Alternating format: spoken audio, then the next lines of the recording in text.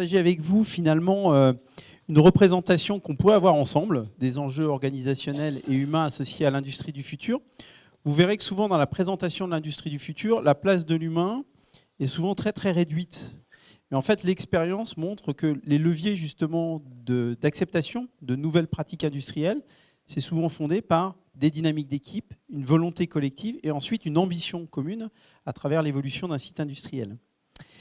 On s'est dit avec Claire que ça serait intéressant de ramener justement ce qu'on voit dans la pratique d'entreprise vers les 5 disciplines de Peter Senge, parce qu'on a pensé que finalement, quand on se mettait dans cette logique-là, c'était un angle et un prisme qui était intéressant de partager avec vous, en particulier pour ceux qui connaissent très bien les 5 disciplines, ou pour ceux qui ne les connaissent pas, pour essayer de les découvrir et de vous donner envie d'en savoir un petit peu plus.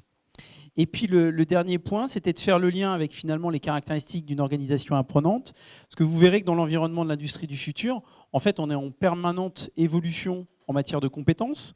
Et on ne sait pas ce qu'on fera dans 2 ans ou dans 3 ans. Ce qu'on est sûr, c'est qu'il va falloir accélérer l'acquisition de compétences nouvelles, leur implémentation finalement dans le cadre de l'entreprise pour faire évoluer l'outil industriel et aussi les individus, les équipes dans ce sens.